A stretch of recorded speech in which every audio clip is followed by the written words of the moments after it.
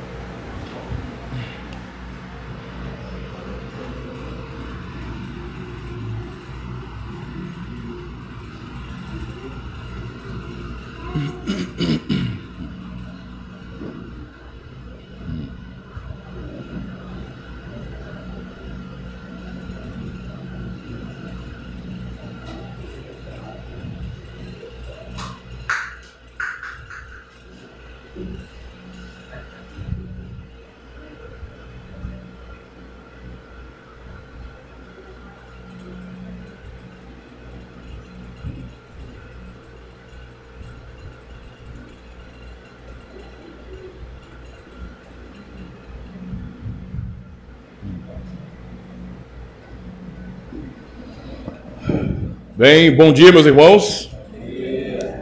Vamos mais uma vez adorar ao nosso Deus misericordioso, que nos permitiu acordar mais um dia para desfrutarmos, não é, de comunhão, para podermos estar reunidos em seu nome. É uma grande bênção para nós, podemos sempre adorar o Senhor.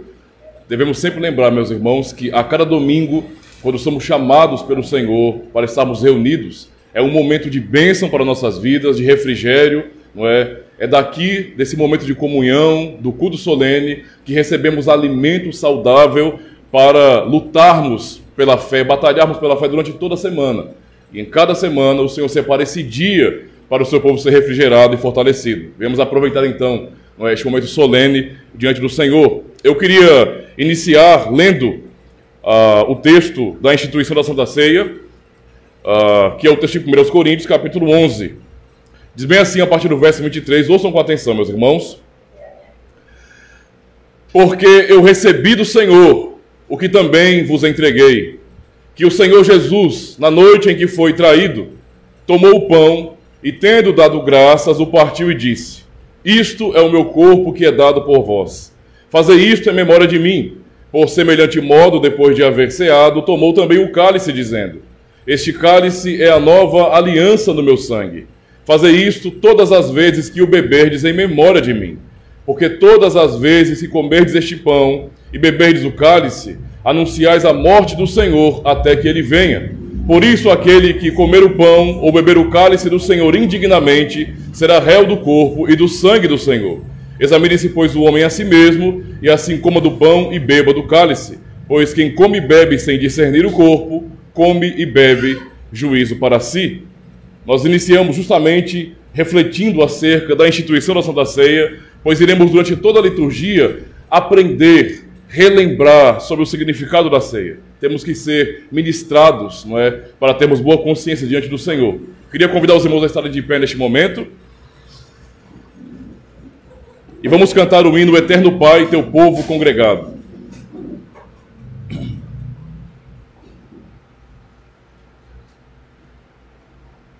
Cantemos então, meus irmãos.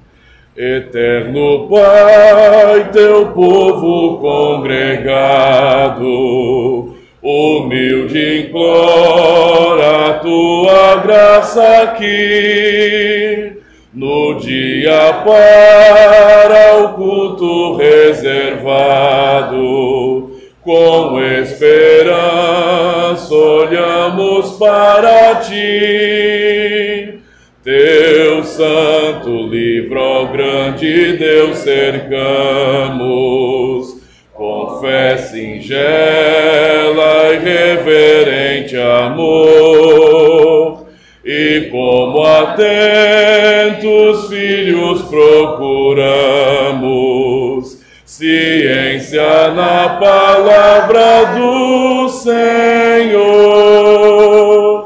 Jesus, aos teus benditos pés sentados, queremos teu conselho receber, e sendo por ti ti mesmo doutrinados, de mais em mais na santa fé crescer,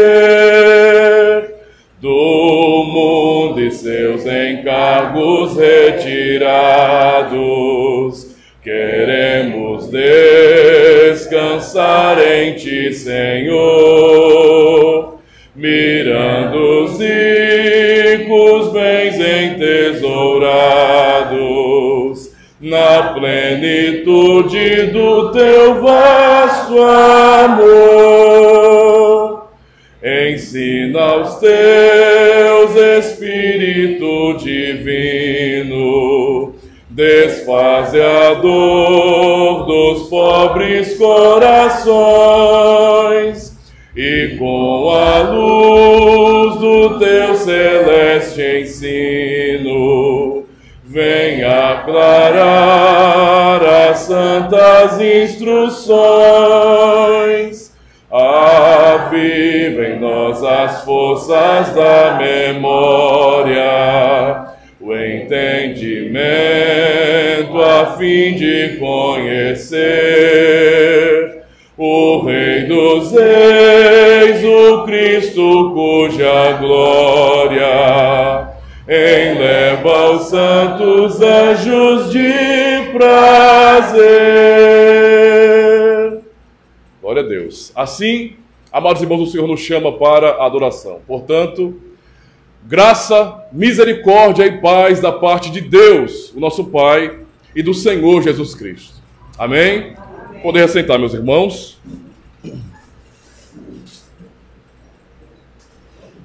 Vamos orar ao nosso Deus neste momento. Oremos então. Soberano Senhor, nosso Deus bendito e todo-poderoso, mais uma vez, não porque merecemos, mas por causa da tua graça e da tua misericórdia, é que nos encontramos aqui, reunidos como teu povo, para te adorar em espírito e em verdade, exaltando o teu santo nome, podendo reconhecer quem tu és, o Deus soberano.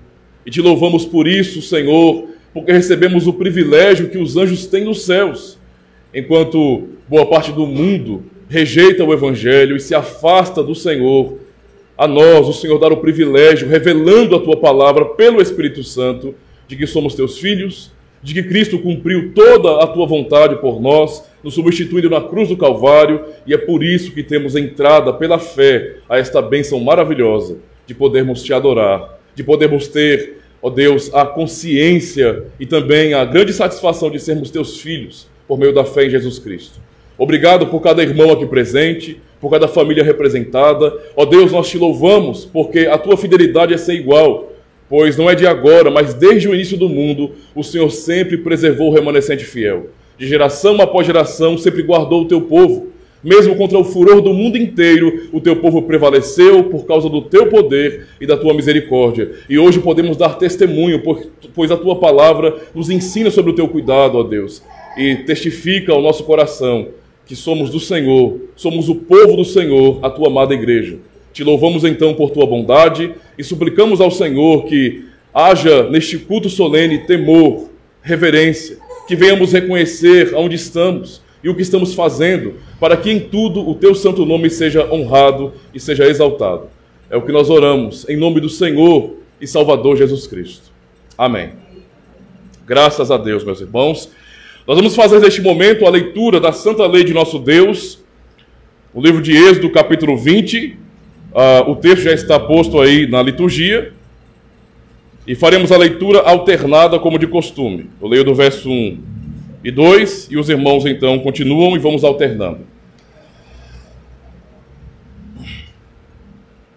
Êxodo capítulo 20, só para que quem não estiver usando a liturgia especificamente falando, lembre-se que a tradução que eu estou lendo aqui é da Almeida Corrigida e Fiel, da ACF. Então, se alguém não estiver usando a liturgia para acompanhar o texto, pode ficar um pouco diferente a tradução, tá certo?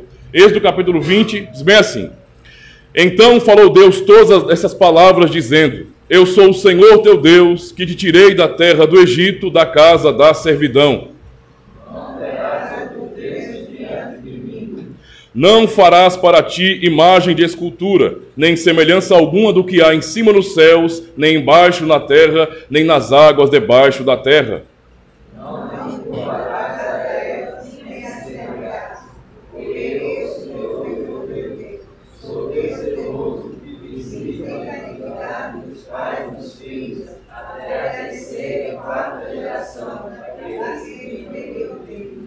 E faço misericórdia a milhares dos que me amam e aos que guardam os meus mandamentos. Não louvarás o nome do Senhor teu Deus em vão, porque o Senhor não terá por inocente quem tomar o seu nome em vão. Lembra-te do dia de sábado para o santificar. 6 dias trabalharás e farás toda a tua obra. Mas o 7º dia é o sábado do Senhor teu Deus. Não farás nenhuma obra, nem tu, nem teu filho, nem tua filha, nem o teu servo, nem a tua serva, nem o teu animal, nem o teu estrangeiro que está dentro das tuas portas. Porque em 6 dias fez o Senhor os céus e a terra, o mar e tudo que neles há, e ao 7º dia descansou. Portanto, abençoou o Senhor o dia de sábado e o santificou. Honra a teu pai e a tua mãe, para que se prolonguem os teus dias na terra que o Senhor teu Deus te dá.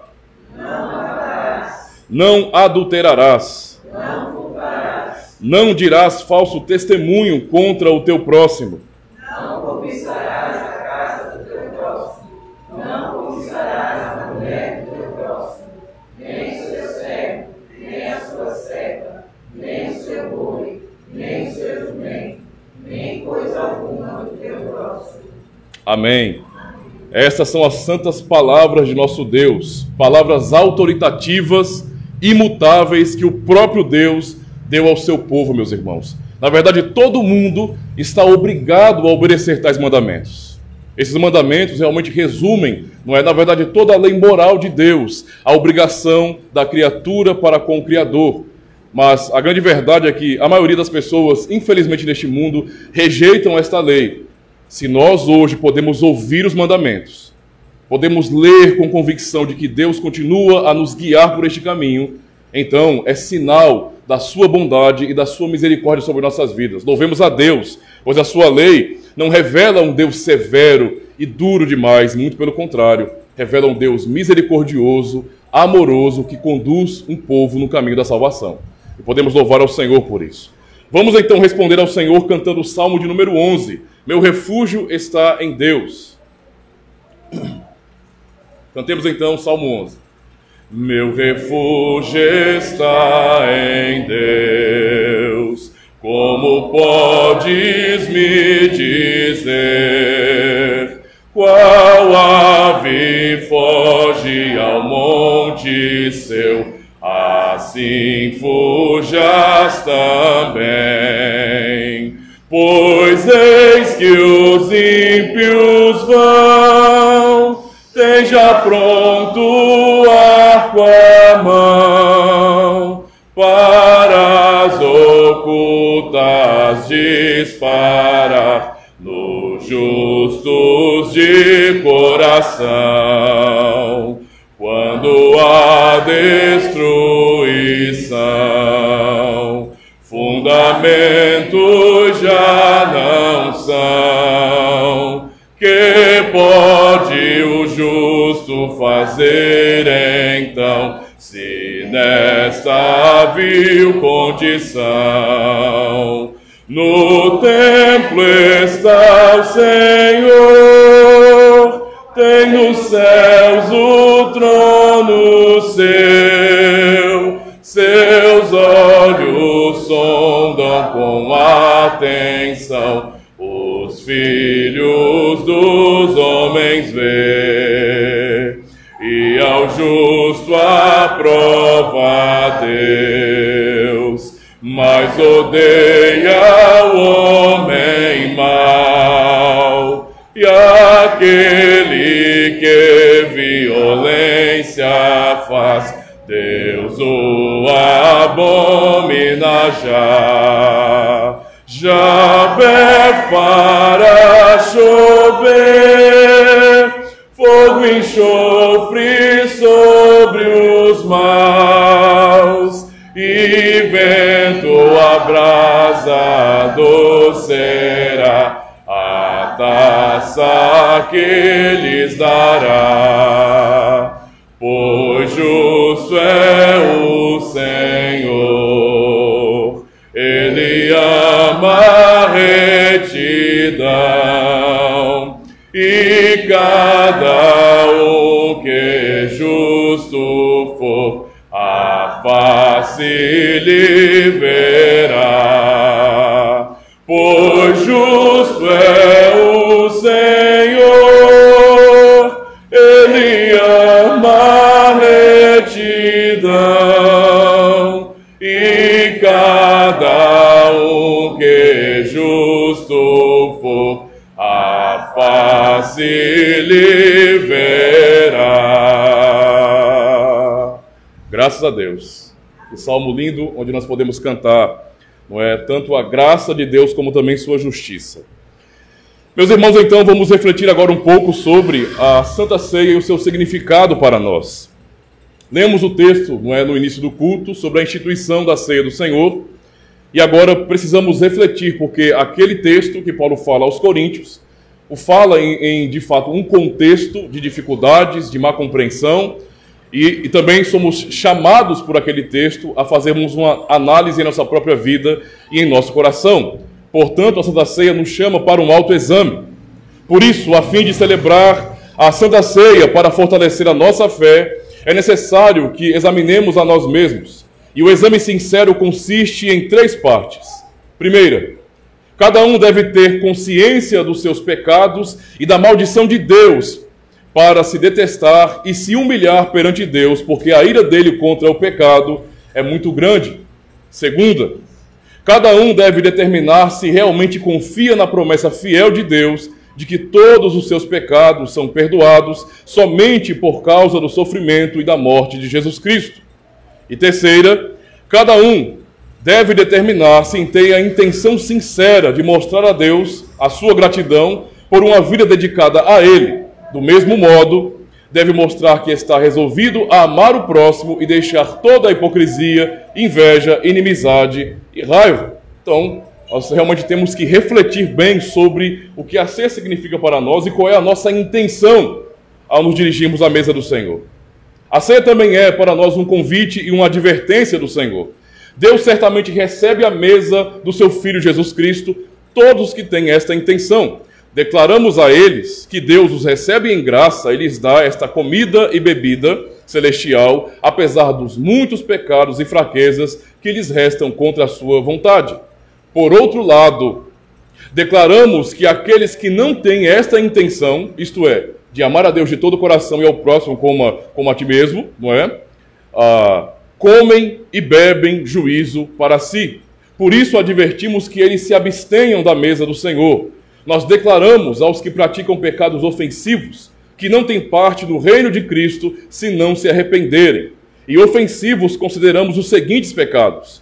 Primeiro, servir a ídolos ou invocar a santos falecidos, prestar homenagem a imagens, dar crença à feitiçaria ou bruxaria, desprezar a Deus, a sua palavra e aos santos sacramentos, brigar, ser desobediente a seus pais e superiores, viver em ódio e inveja, adulterar, embriagar-se, roubar e, em geral, viver uma vida dominada por pecados contra Deus e os homens.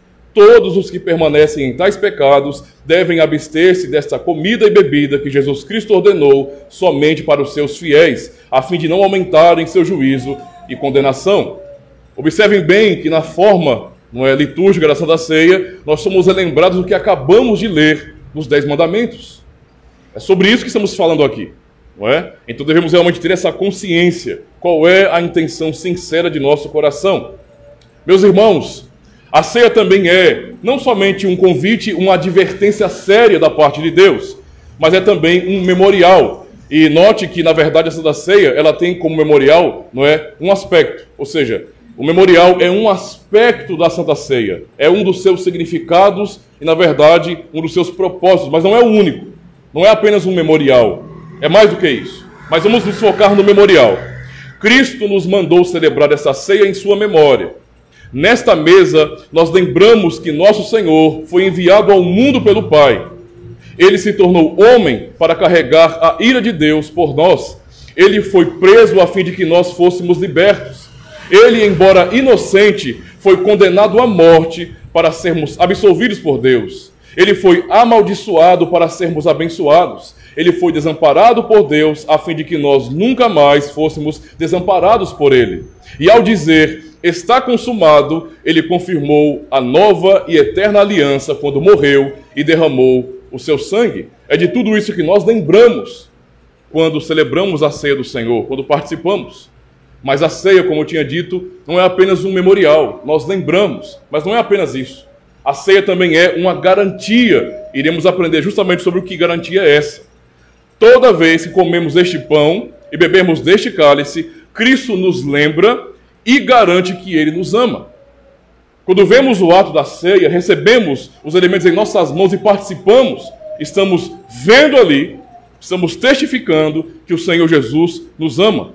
Com o seu corpo e sangue, Ele alimenta e sacia para a vida eterna as nossas almas famintas e sedentas. E isto é tão certo como nós recebemos este pão e vinho em memória dele. A ceia também, meus irmãos, ela nos leva à compreensão da comunhão. Porque a lógica da aplicação da Santa Ceia é que todos nós compartilhamos de um só pão, não é? De um só cálice. Por seu sofrimento e morte, Cristo nos conquistou o Espírito vivificante. Através deste Espírito, nós somos unidos com Ele e recebemos todos os seus benefícios. Pelo mesmo Espírito, Ele nos une em amor fraternal, como membros de um só corpo. Portanto, todos nós, incorporados em Cristo por uma verdadeira fé, somos um só corpo. E devemos demonstrar este amor uns aos outros, não só de palavra, mas também de fato e de verdade. Percebam as consequências de uma verdadeira fé. Nós somos unidos a Cristo não porque nós achamos, não é, que devemos ser unidos, ou não porque praticamos uma religião, ou porque somos evangélicos, ou protestantes, ou reformados. Não é isso que nos une a Cristo. Nós somos unidos a Cristo pelo seu Espírito Santo quando Ele nos dá uma fé verdadeira, genuína, onde nós confessamos toda a sua palavra e não somente uma parte dela.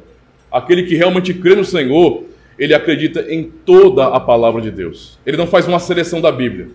A Bíblia não é um menu, mas tudo que está registrado é a pura verdade, é o puro Evangelho. E esses têm a verdadeira fé. Agora, a parte final da nossa reflexão da Santa Ceia nos mostra que, na verdade, a ceia, além de ser um convite, uma advertência, mas um memorial e uma garantia da parte de Deus, não é? Essa mesma ceia que nos fala também sobre a comunhão dos santos, ainda assim é uma expectativa quanto ao futuro.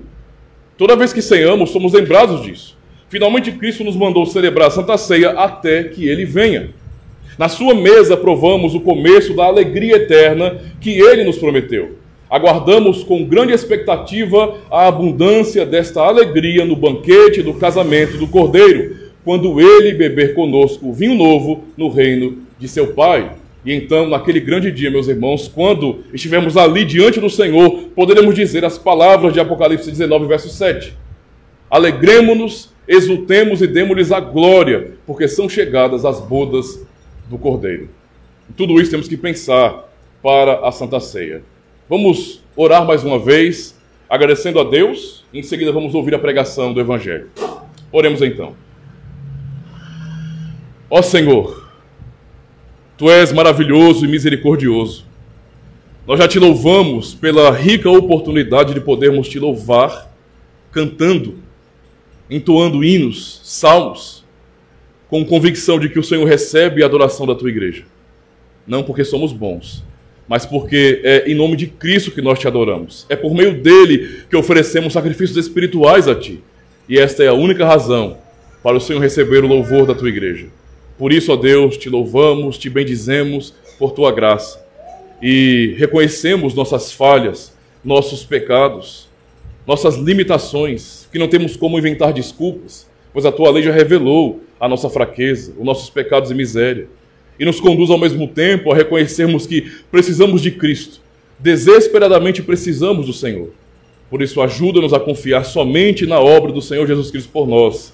Ó Deus, também suplicamos ao Senhor que mais uma vez, por tua graça, venha nos falar pela pregação do Evangelho.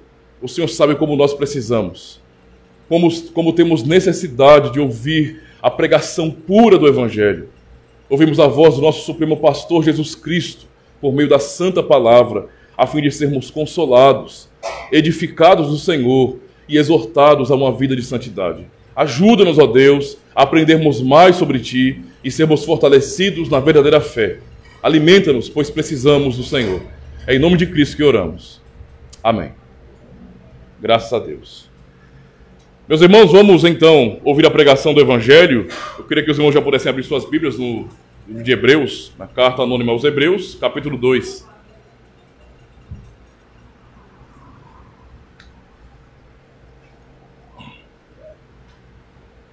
Hebreus, capítulo 2.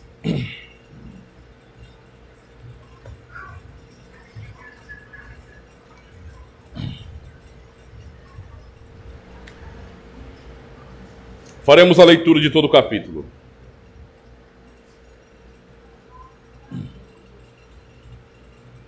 Hebreus, capítulo 2. Diz assim a palavra do Senhor. Portanto, convém-nos atentar com mais diligência para as coisas que já temos ouvido, para que em tempo algum nos desviemos delas.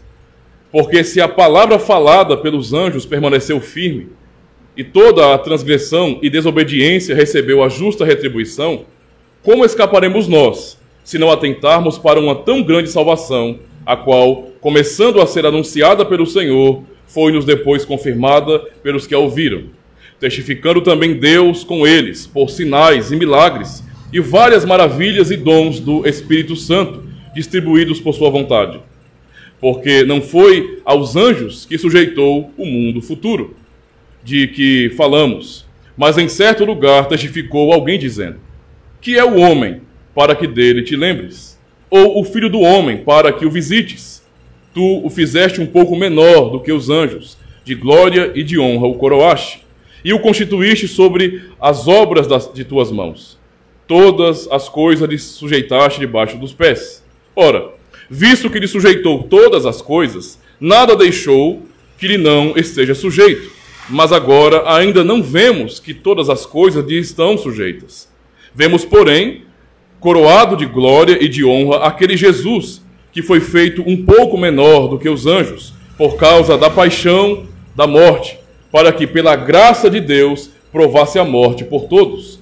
Porque convinha que aquele para quem são todas as coisas, e mediante quem tudo existe, trazendo muitos filhos à glória, consagrasse pelas aflições o príncipe da salvação deles. Porque assim o que santifica como os que são santificados são todos de um, por cuja causa não se envergonhe de lhe chamar irmãos, dizendo: anunciarei o teu nome a meus irmãos, cantar-te-ei louvores no meio da congregação.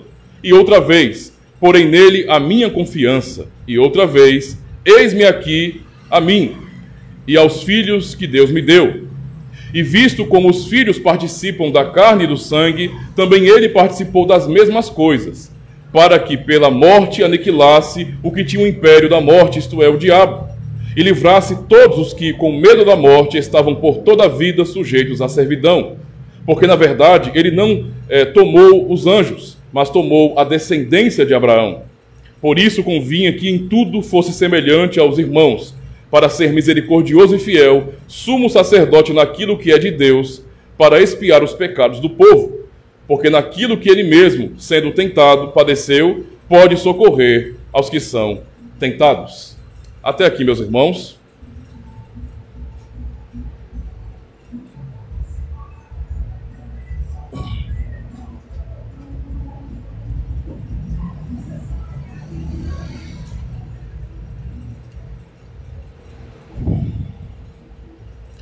Amada congregação do Senhor e Salvador Jesus Cristo, mais uma vez nos reunimos em nome do Senhor e estamos aqui, meus irmãos, justamente para responder a Deus com fé, confiando em sua palavra e realmente crendo que o Senhor nos abençoa e nos favorece sempre por sua graça.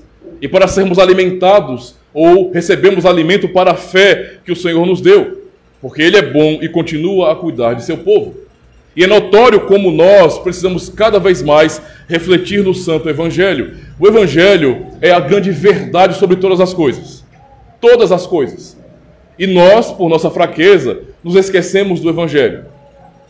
Muitas vezes, nós ouvimos uma pregação no domingo, mas quando é na segunda-feira, por exemplo, acabamos nos esquecendo daquilo que ouvimos, daquilo que o Senhor falou ao seu povo, à sua congregação, e por conta disso perdemos demais.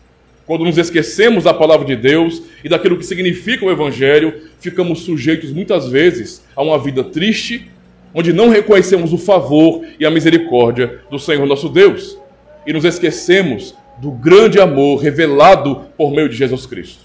Eu queria resumir o sermão dessa manhã no seguinte tema: Cristo se humilhou para ser o nosso socorro. E essa palavra que temos aqui em Hebreus realmente é muito importante, porque nos revela o sofrimento, a humilhação, a quem nosso Cristo se sujeitou para o nosso bem, para podermos ter essa ligação, para sabermos que aqui na terra, ainda com nossas dificuldades, limitações e pecados, ainda nas lutas de nossa vida, nós temos um advogado fiel e seguro que está nos céus à direita de Deus Pai Todo-Poderoso.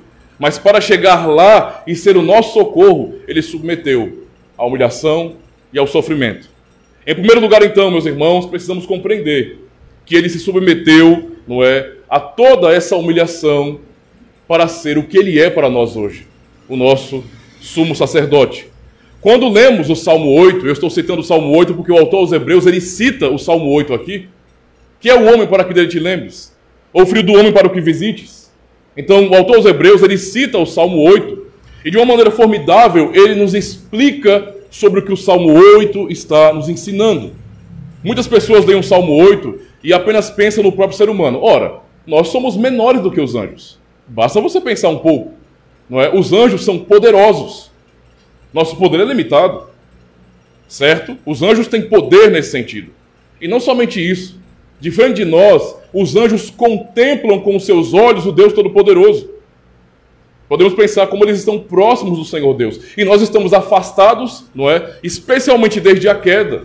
Desde aquele dia, nos lançamos por meio de Adão, nos pecados e miséria, e nascemos então afastados de nosso Criador. Ninguém nasce ligado a Deus. Ninguém. É uma ilusão que as pessoas criaram, imaginando que nós somos bonzinhos, que não somos tão corruptos assim, e que estamos ligados a Deus. Totalmente errado. A Escritura não ensina isso, muito pelo contrário, nos ensina que nós somos pecadores desde a concepção. E assim, nós nascemos já afastados do Senhor, sem podermos voltar, né, por exemplo, ao Éden. Quem os irmãos conhecem que voltou ao Éden?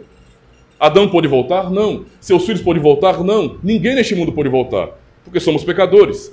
Então, o Salmo 8, ao invés de focar no próprio ser humano, que é o que poderíamos pensar, ele vai nos dar justamente, não é, o ensino acerca de Jesus Cristo. O autor aos Hebreus está ensinando, está aplicando para os cristãos daquele período aquilo que o Salmo 8 significa. E isso para nós realmente é algo maravilhoso. O Salmo 8, então, está nos ensinando exatamente isso, meus irmãos. Que aquele que foi feito menor do que os anjos não é simplesmente um ser humano, mas Deus que assumiu a natureza humana, isto é, Cristo. E percebam a profundidade e o peso dessas palavras. É Deus, olha o que ele submeteu, que assumiu a natureza humana. É muito importante para nós pensarmos acerca do nascimento de Cristo, justamente por conta disso. Porque às vezes as pessoas acabam tratando como se fosse uma coisa pequena, como se não fosse algo tão forte, tão relevante, tão importante, na verdade. Foi um milagre real. Deus, que é todo-poderoso e Senhor por natureza, assumiu a forma de servo. E não simplesmente ele se transfigurou, se transformou, não apenas uma aparência. Ele de fato assumiu a nossa natureza, sendo gerado no ventre de uma mulher, e então nascendo como cada um de nós nasceu. Passando por tudo isso. Sendo amamentado, sendo limitado quando criança, ele submeteu a tudo, a ser um homem legítimo, real, de maneira que ninguém pode negar que ele de fato é homem. E é isso que é a esperança de nossa salvação. Deus se fez homem para salvar os homens que não poderiam ser salvos. Ele fez aquilo que seria para nós impossível. E somente o Senhor pode fazer. E o que vemos aqui é que o autor aos Hebreus está dizendo justamente isso. Que Deus, o Todo-Poderoso, seu Filho, ele se submeteu a ser um servo. Ele se submeteu, nesse sentido, a por um período de tempo, ser menor do que os anjos. Como é que pode uma coisa dessa, irmãos? Porque nós podemos falar isso de nós mesmos. Nós já somos menores. Nós nascemos menores. Mas Ele é Deus. Ele é Deus, Ele é o Criador. E quando Ele fala sobre isso, Ele está justamente apontando para a obra do Calvário. No momento em que Cristo assumiu nossa natureza, se tornou um de nós, submetendo a toda a lei de Deus, a todo o sofrimento concernente à vida humana para nos substituir no Calvário, naquele momento Ele se fez menor do que os anjos. E quando lemos o Evangelho, nós podemos perceber como o Senhor demonstra isso. O Senhor cansou e dormiu. O Senhor chorou, ficou emocionado com a dor dos homens. O Senhor, na hora do Calvário, orou: Deus meu, por que me desamparaste? Como é que pode Deus, a segunda pessoa da Trindade, o seu Filho eterno, dizer isso? Deus meu, por que me desamparaste? Por que me abandonaste? Nós, seres humanos, temos essa sensação. Deus não nos abandona, mas nós nos sentimos abandonados. Não é a verdade. Deus continua com o seu povo, mas por nossa fraqueza, nos sentimos muitas vezes afastados de Deus, abandonados. Essa é a nossa realidade. Pensemos, por exemplo, em Israel no passado. Quantas vezes o povo de Deus, Israel lá no passado, não pecou e não voltou à idolatria? Todavia, eles permaneceram. Por quê? Porque Deus não abandona o seu povo. Ele preserva assim um remanescente fiel. Ele sempre mantém o seu povo. Mas mesmo assim, o povo chorou, o povo lamentou, o povo sofreu, lembrando de Jerusalém, lembrando do templo, lembrando de como era bom poder adorar a Deus e não podiam mais. Porque nós nos sentimos muitas vezes assim por nossas fraquezas. Então, essa sensação de abandono, de vazio, ela é própria nossa como seres humanos. Nós sentimos isso porque somos pecadores.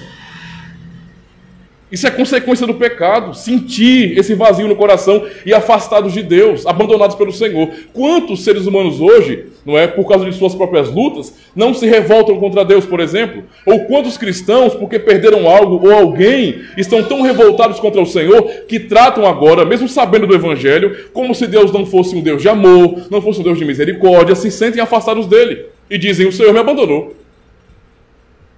Que amor é esse? O Senhor me abandonou, eu me sinto abandonado. Então isso é próprio de nós seres humanos. É normal que sintamos isso. Mas Jesus Cristo, aquele que é Deus, aquele que goza de comunhão, não é? Digamos assim, intratrinitária, ou seja, uma comunhão que só Deus tem. Pai, Filho e Espírito Santo tem uma comunhão eterna e incomparável que nós não sabemos o que é. A comunhão que nós desfrutamos, ela é limitada, meus irmãos. Mas a comunhão que Pai, Filho e Espírito Santo desfrutam é perfeita e eterna. Então, como é que Deus, o Filho, pode orar assim: Deus meu, por que me abandonaste? Por que me desamparaste? O Salmo 8 nos explica isso. O autor aos Hebreus está dizendo justamente isso por um breve momento. Ele foi feito menor do que os anjos. Percebam então a paixão de Cristo, o seu amor. O Todo-Poderoso Deus assumiu a forma de servo e se portou realmente como servo. Não era apenas uma aparência, ele agiu assim, sendo obediente até a morte, morte de cruz, como Filipenses 2 nos ensina. Ele foi até o fim em sua obediência e assumiu uma natureza criada. Perceba como isso é importante. O Criador, ele está em outro patamar. A vida se divide assim, basicamente. Do lado de cá, nós temos a criatura. A criatura. De anjos a homens, a animais, a árvores, a tudo no universo. Do outro lado é Deus, totalmente outro. Ele é o Criador, mas esse Criador, o Todo-Poderoso, aquele que formou o mundo pelo poder de sua palavra, ele se submeteu a ser visto, reconhecido, a ser humilhado, como se ele fosse menor do que os próprios anjos. Os anjos não sabem o que ele passou. Os anjos jamais provaram tamanha humilhação, como o Filho de Deus estava ali provando. Isso é tão notório que no Evangelho de Lucas, por exemplo, quando nós temos, não é, o trecho onde se fala sobre Jesus no Getsemane orando, e nós aprendemos no texto que ele foi posto em agonia e ele orava intensamente, pedindo a Deus que afastasse dele aquele cálice, e ele ficou tão angustiado, dizendo: a minha alma está triste até a morte, e começou a suar gotas de sangue. Um anjo, uma criatura dele, não suportou ver o seu Senhor, o seu Criador, prostrado e humilhado, e tentou consolá-lo de alguma maneira. Tamanho foi o impacto que a humilhação de Cristo trouxe àquele anjo. Os anjos não sabem o que isso é. Mas o Todo-Poderoso se humilhou e se fez, por um período de tempo, menor do que os próprios anjos. Menor do que os anjos. E somente depois disso, de se humilhar a este nível, é que ele foi elevado, não é? E então elevou a natureza que ele assumiu, que é a natureza humana. Hebreus capítulo 1, verso 4 nos ensina justamente isso. O que o Senhor Jesus Cristo fez por nós, nos colocou agora pela fé em um patamar diferenciado, meus irmãos. Porque ele assumiu nossa natureza, e uma vez que ele assumiu nossa natureza, quando ele cumpriu toda a vontade de Deus, a obra do Calvário, e então foi exaltado como Rei dos Reis e Senhor dos Senhores, ele levou nesse sentido a nossa natureza. De maneira que no céu, diante do trono de Deus, há um homem assentado. Na outra dimensão, que é inacessível a nós pecadores, há um homem sentado no trono, porque ele assumiu a nossa natureza e a elevou. Vejam então o nível da humilhação de nosso Senhor. Aprendemos também, no texto de Hebreus, que Jesus Cristo, ele fez tudo isso, ele se humilhou, nesse sentido, como um servo, não é? Justamente para se tornar o nosso auxílio nos céus. Não haveria outra maneira. Como nós poderíamos ter socorro? Nós poderíamos recorrer a Moisés, que passou? Não. Nós poderíamos nos orgulhar ou então buscar Abraão, que passou? Não. Será que algum líder religioso, algum grande líder, algum apóstolo que já passou também, ou alguém de hoje, poderia fazer essa mediação? Poderia ficar entre nós e Deus?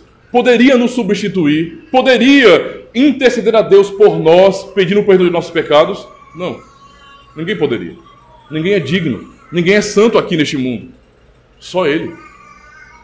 Então, o que Cristo faz e como Ele se humilha é justamente para, por meio dessa humilhação, ao subir para os céus e ser reconhecido como o Rei dos Reis e o Senhor dos Senhores, assentado e digno no trono, lá Ele ser o nosso socorro. É por isso que nós temos auxílio. A única razão para as tuas orações serem ouvidas é isso. Esta é a razão. Nunca Deus ouviria a sua oração dessa maneira como ouve hoje, senão pela obra de seu Filho. É porque há um de nós nos céus, o eterno Filho de Deus nos céus, o digno Jesus Cristo, que nós podemos orar e Deus nos ouve. É por isso que Ele nos ensinou a orar em nome dEle. Orar em nome dEle. É em nome de Cristo que nós oramos por conta disso. Porque sem Cristo nós não nos achegamos a Deus. Sem Cristo, Deus não nos ouve. Sem Cristo, nós não temos socorro, não temos auxílio. Tudo que nós temos é o Senhor Jesus Cristo. Para ser, então, o nosso consolo, o nosso auxílio, o nosso socorro em momento oportuno, Ele se humilhou a ser menor do que os anjos, assumindo uma natureza criada para a nossa salvação. É isso que aprendemos aqui. O texto realmente nos mostra algo maravilhoso acerca do Senhor. No verso 6 ele fala... mas em certo lugar testificou alguém dizendo, citando o Salmo 8, que é o homem para que dele te lembres? Ou o filho do homem para que o visites? De fato, nós poderíamos pensar assim. Por que Deus deveria ligar para nós? Por que o Senhor deveria se importar com a vida humana? Percebam, nós somos os ofensores. Nós fizemos o mal. Nós nos afastamos. Por que é que Ele olha para nós ainda? Por que é que Ele não deixa a sua misericórdia se afastar de nós? O texto está dizendo aqui. Porque Cristo, por um tempo, foi feito menor do que os anjos. Porque Deus mesmo se humilhou, tornando-se um de nós, assumindo a natureza criada, é que o Senhor agora, Ele realmente olha para nós e Ele demonstra e revela a sua misericórdia. E sempre foi assim. Desde o começo do mundo, não é? O Senhor demonstra a sua misericórdia por causa de seu Filho. Mesmo antes de Cristo vir a este mundo, assumindo a nossa natureza ainda antes. Lá nos sacrifícios dos animais, no Antigo Testamento, naquele período ainda, os sacrifícios dos animais apontavam para a obra única e perfeita de Jesus Cristo, para o sacrifício perfeito por nós. Esse é o ponto central, não é? Ele fala no verso 7, tu o fizeste um pouco menor do que os anjos, e de glória e honra o coroaste, e o constituíste sobre as obras das tuas mãos. Todas as coisas lhe puseste debaixo dos pés. Ele alcançou toda esta glória, todo esse reconhecimento. Pense como isso é importante, irmãos. Cristo, ele é Senhor por natureza. Ele é Senhor por natureza. Ele criou todas as coisas. Quando ele pisou neste mundo e falou, ele falou com suas criaturas. Foi o que ele fez. Mas percebam o seu amor aqui, no fato de que, apesar de ser Senhor, ele desceu para falar à altura de nossos olhos. Sendo um homem para falar com os homens, com o ser humano, a fim de nos comunicar a graça de Deus e a sua bondade, e essa sua glória nos beneficia assim. Ele fala então no verso 8 ainda, ora, visto que ele sujeitou todas as coisas, nada deixou que não esteja sujeito. Então, percebam isso. O nosso Senhor Jesus Cristo, ele já é esse rei agora. Ele não será rei, ele é rei agora sobre todas as coisas. E ele fala mais, mas agora ainda não vemos todas as coisas sujeitas a ele. Veja, ele é Senhor. Nós não vemos ainda. A nossa sensação é que ele não é. Quando vemos o mundo tão corrupto e bagunçado, entregue ao mal, pensamos, ora, se ele é Senhor, por que o mundo está assim? Então ele é Senhor. A questão é que nós ainda não vemos isso cumprido. Esse é o ponto. Verso 8, verso 9, aliás, ele fala, vemos, porém, coroado de glória e de honra, aquele Jesus, que foi feito um pouco menor do que os anjos, por causa da paixão de sua morte.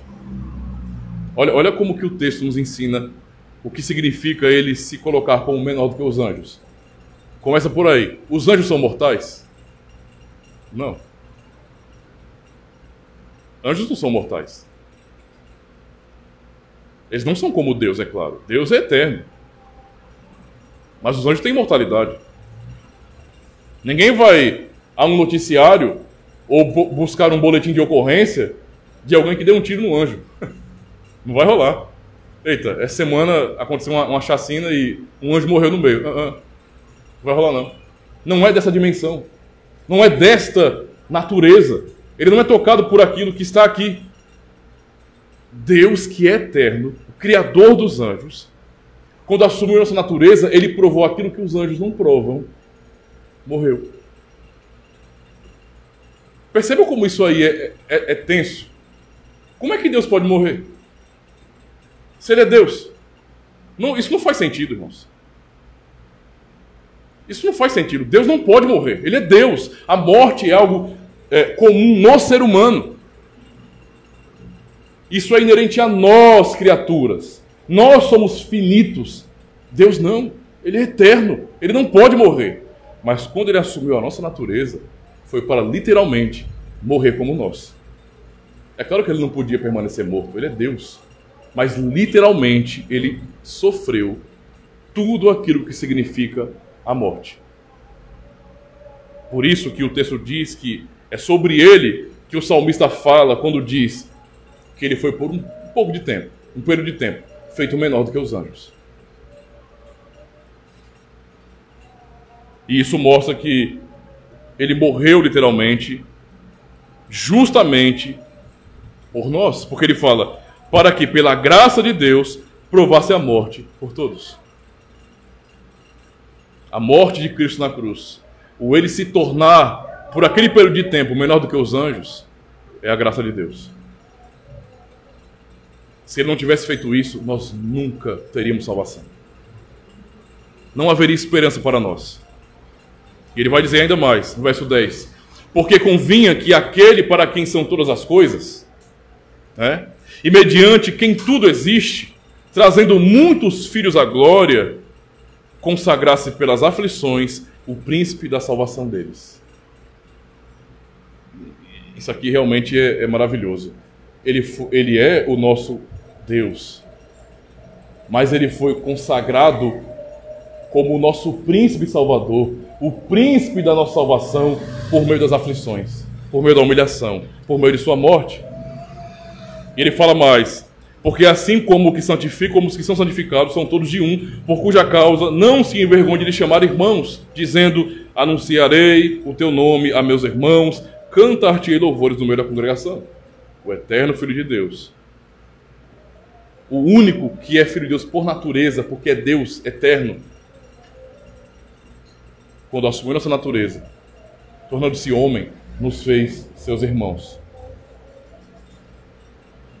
Me diga, irmãos, que filosofia ou que religião do mundo pode nos oferecer isso? O Criador se fez meu irmão. O Filho eterno de Deus não se envergonha de nos chamar seus irmãos. Esta é a bênção e a esperança que recebemos do Evangelho. E ele fala, justamente no final, quero partir para a conclusão, sobre a bênção que temos em tudo isso. No verso 16, ele fala bem assim: porque, na verdade, ele não tomou os anjos. Veja, ele por um tempo se fez menor do que os anjos, para morrer. Como os anjos não morrem, ele escolheu a morte. Mas aqui é muito importante o que ele fala, porque ele diz que ele não tomou, isto é, ele não assumiu e ele não salvou a natureza angelical. Nós sabemos que há anjos caídos, o qual chamamos de demônios, há Satanás, mas ele não assumiu a natureza dos anjos para salvar os anjos. Não. Ele não assumiu a natureza dos anjos. Ele tomou, na verdade, a descendência de Abraão. Ele escolheu assumir a natureza humana para resgatar o ser humano, resgatar o povo de Deus, o povo eleito do Senhor, a descendência de Abraão, que são os crentes no Senhor. Verso 17: por isso convinha que em tudo fosse semelhante aos seus irmãos. Essa era a razão. Se alguém vai dizer bem assim: pastor, não é necessário não sermos tão enfáticos em dizer que Cristo assumiu nossa natureza. Ora, a Bíblia está dizendo aqui que para a nossa salvação era necessário, convinha que em tudo ele fosse semelhante aos seus irmãos. É justamente porque ele assumiu nossa natureza de maneira completa que nós temos salvação. E ele fala, para ser... Por que ele assumiu a natureza nossa? No Antigo Testamento, o sumo sacerdote e os sacerdotes que trabalhavam no templo eram homens. Eram homens. Seres humanos como nós. Então, quando ele assume a nossa natureza, o texto está dizendo aqui justamente isso, não é? Pois convinha, por isso convinha que em tudo fosse semelhante aos seus irmãos, para quê? Para ser misericordioso e fiel sumo sacerdote naquilo que é de Deus, para expiar os pecados do povo, para ser nosso representante, alguém como nós, diante do Pai, diante de Deus. E então ele fala, verso 18, porque naquilo que ele mesmo, sendo tentado, padeceu, pode socorrer aos que são tentados. A humilhação de Cristo, então, foi para nos dar acesso a essa verdade.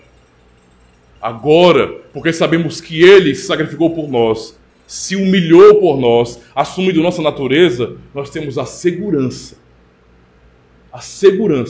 de que nos céus há alguém como nós. Diante do trono de Deus, há alguém como nós.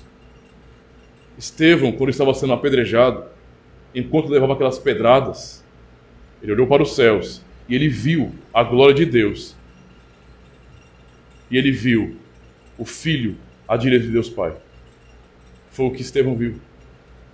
Essa é a nossa garantia então, meus irmãos. Não temos um sumo sacerdote, Cristo, que não nos conheça, que não entenda a nossa dor. Sim, ele entende, ele sabe muito bem dos terrores de nossa alma. Não tem como alguém dizer bem assim, pastor, olha, eu estou numa situação de depressão muito profunda. E nós podemos cair nisso. Nós somos fracos mesmo. Pastor, eu estou com medo do dia de amanhã, eu estou ansioso, tendo crises. Pastor, eu estou sem confiança em minha vida, eu estou angustiado profundamente. Ele não apenas sabe porque é Deus, mas ele provou tudo isso. Veja, ele já sabe, ele não precisa provar. Ele sabe de tudo, todo conhecimento vem dele, mas ele resolveu provar tudo isso por nós. Para termos alguém nos céus que seja identificado com quem nós somos. para que eu possa entender que Deus é Deus de perto e Deus de longe, para que eu saiba que há alguém como eu nos céus que me entende, que sabe o que é a minha dor, sabe o que são as minhas angústias e que sim, está pronto a me socorrer. É esse o ponto central aqui da mensagem de Hebreus capítulo 2, quando nós aprendemos que ele se humilhou, não é, a assumir a natureza de um servo, a fim de que lá nos céus fosse um sumo sacerdote fiel, pronto a nos socorrer. Então, meus irmãos, concluindo, não desperdice seu tempo sofrendo sem razão. Se tiveres que sofrer e chorar, não faça isso à parte de Cristo, longe de Cristo, mas desesperadamente clame por Ele, porque Ele é um sumo sacerdote fiel, que entende perfeitamente a sua dor, mais do que você mesmo. Ore ao Senhor Jesus Cristo. Na ceia, lembraremos disso. A ceia nos dá essa conexão. Estamos celebrando o seu corpo e sangue, e somos lembrados nesse sentido, não é? Que Ele sangrou assim por nós, que Ele padeceu assim por nós, e agora estamos tranquilos. E a nossa grande satisfação é a grande diferença aqui. No Antigo Testamento, o sumo sacerdote e os sacerdotes que trabalhavam no templo, que intercediam pelo povo e que ofereciam ofertas pelo povo, todos eles eram pecadores. Eram substituídos porque morriam. Mas o sumo sacerdote de nossa alma, Jesus Cristo, é eterno. Nossa intercessão e o cuidado de Deus por nós nunca terá fim. Essa é a segurança que Ele nos dá. E para isso se humilhou por nós. Venhamos então confiar no nosso sumo sacerdote Jesus Cristo, aquele que morreu e ressuscitou para o nosso bem. Amém, meus irmãos? Graças a Deus.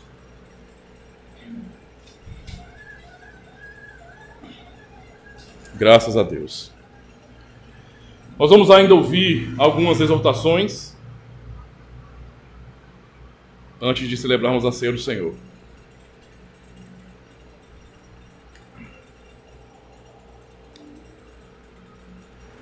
Para sermos alimentados com Jesus Cristo, que é o verdadeiro pão celestial, não devemos nos apegar aos sinais de pão e vinho. Devemos levantar os nossos corações a Jesus Cristo, o nosso intercessor à direita de Deus. Creiamos firmemente que seremos alimentados com o seu corpo e sangue, tão certo como recebemos este pão e esta bebida em sua memória. Eu queria pedir que o irmão Jefferson viesse, por favor. Irmão Jefferson, viesse distribuir os elementos, por favor, meu irmão. Enquanto o irmão distribui os elementos da ceia, vamos cantando o Salmo 133.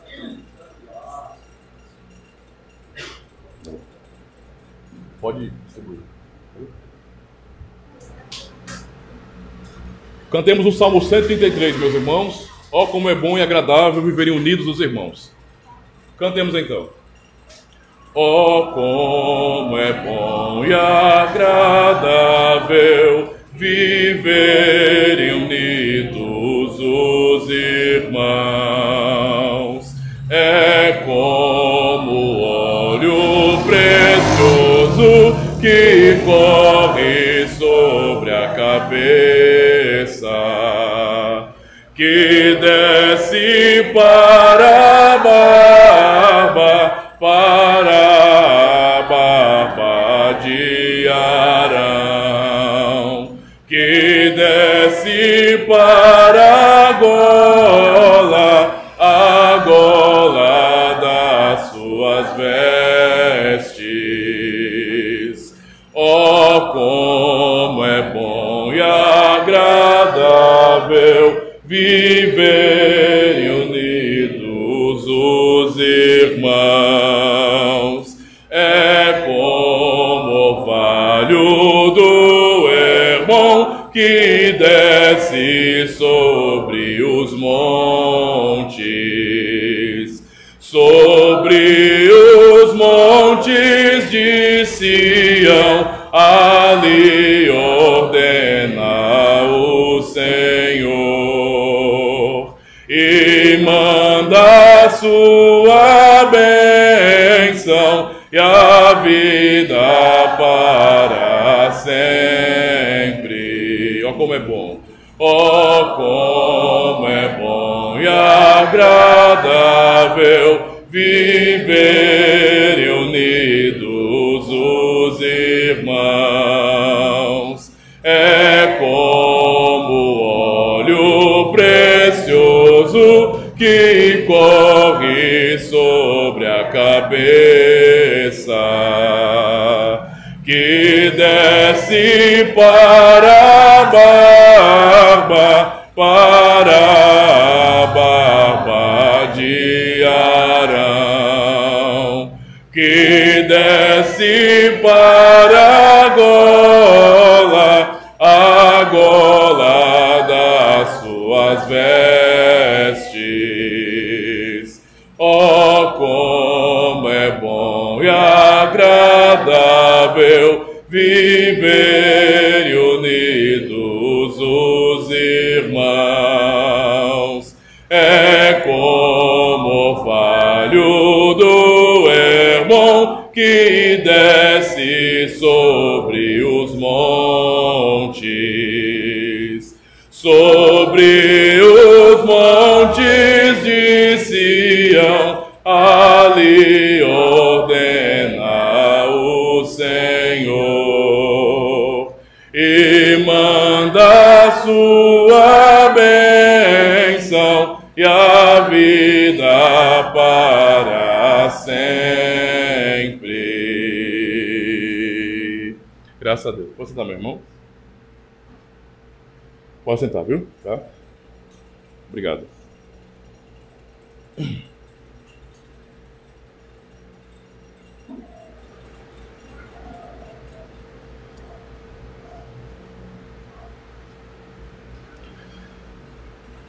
O pão que partimos é a comunhão do corpo de Cristo. Tomem, comam, lembrem-se e creiam que o corpo do nosso Senhor Jesus Cristo foi dado para a remissão completa de todos os nossos pecados. Participemos então, meus irmãos.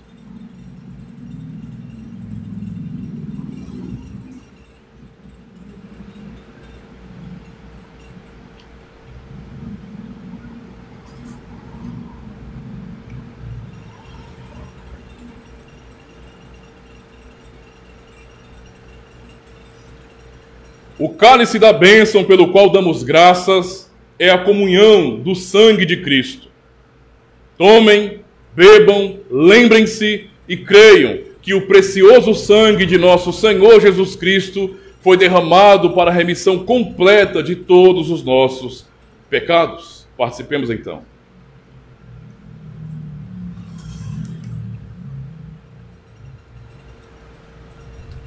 Graças a Deus.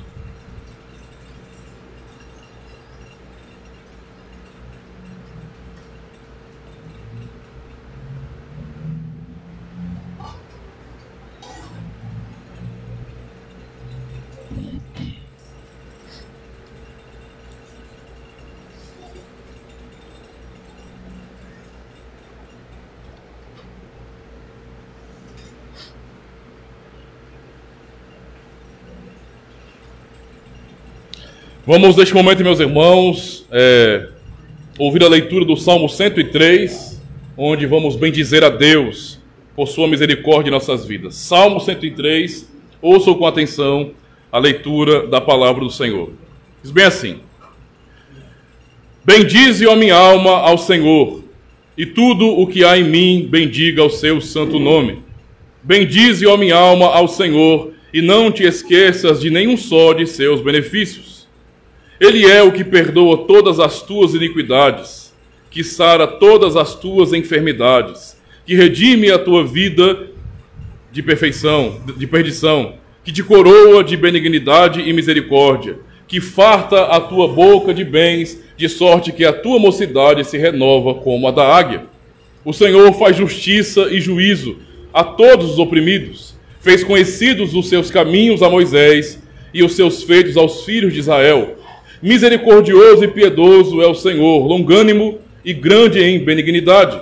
Não reprovará perpetuamente, nem para sempre reterá a sua ira. Não nos tratou segundo os nossos pecados, nem nos recompensou segundo as nossas iniquidades. Pois assim como o céu está elevado acima da terra, assim é grande a sua misericórdia para com os que o temem. Assim como está longe o oriente do ocidente, assim afasta de nós as nossas transgressões. Assim como um pai se compadece de seus filhos, assim o Senhor se compadece daqueles que o temem, pois ele conhece a nossa estrutura. Lembra-te de que somos pó. Até aqui, meus irmãos. Esse é um texto maravilhoso, onde ouvimos da misericórdia de Deus. Ele não nos trata segundo os nossos pecados. Pensemos no Salmo 130, quando o salmista diz: se considerares, Senhor, as nossas iniquidades, quem, Senhor, subsistirá? Contigo, porém, está o perdão para que te temam. E aqui o que nós lemos é justamente isso, que Deus não nos trata como nós merecemos. Mas não significa dizer que ele deixou para lá. Por isso Cristo morreu. Ele tratou seu próprio filho amado como nós merecemos. Como nós merecemos. Para que então a nós, não é, ele demonstrasse a sua misericórdia e a sua bondade. Cristo sofreu por nós. Louvado seja o nome do Senhor. Meus irmãos, vamos então juntos fazer a oração do Senhor. Os irmãos podem acompanhar na liturgia a oração do Pai Nosso. Portanto, vós orais assim. Oremos então. Pai nosso que estás nos céus, santificado seja o teu nome.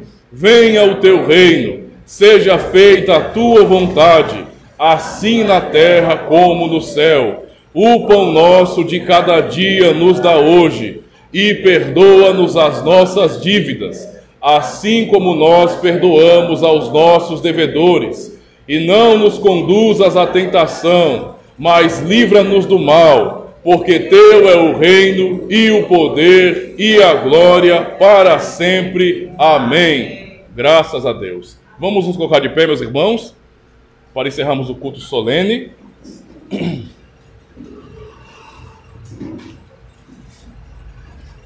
Assim o Senhor despede o seu povo. A graça do Senhor Jesus Cristo, o amor de Deus, nosso Pai, e a comunhão do Espírito Santo seja com todos vós. Amém. Amém. Amém.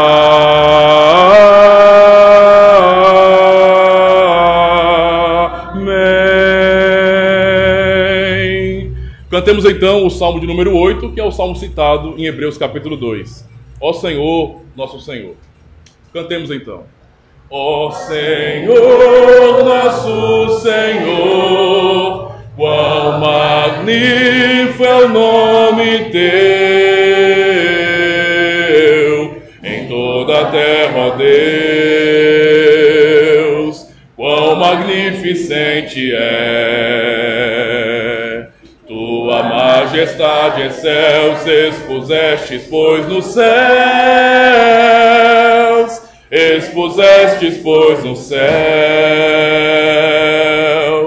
e da boca dos bebês, criancinhas a mamar, suscitaste força, ó Deus, para calar o opositor, e fazendo emudecer o inimigo e o vingador, o inimigo e o vingador. Quando olho para os céus, criação dos dedos teus, tu estrelas no lugar estabelecidas lá, e o homem o que é que te lembres e visites a quem filho o homem é, do que anjos feito foi, por um pouco então menor, e de glória e honra então coroaste o homem sim. sobre as obras da tua mão, e domínio tu lhe deste, lhe puseste tudo aos pés. As ovelhas e os bois, e do campo os animais, e as aves lá do céu, peixes tudo que há no mar. É o teu nome, ó Senhor, Senhor nosso em toda a terra, quão magnificente é. Deus abençoe, meus irmãos. Está encerrado o culto solene. Os irmãos aproveitem esse pequeno intervalo para tomar uma aguinha, esticar as pernas, tá bom? Daqui a pouquinho voltamos então para a cerimônia de casamento. Deus abençoe.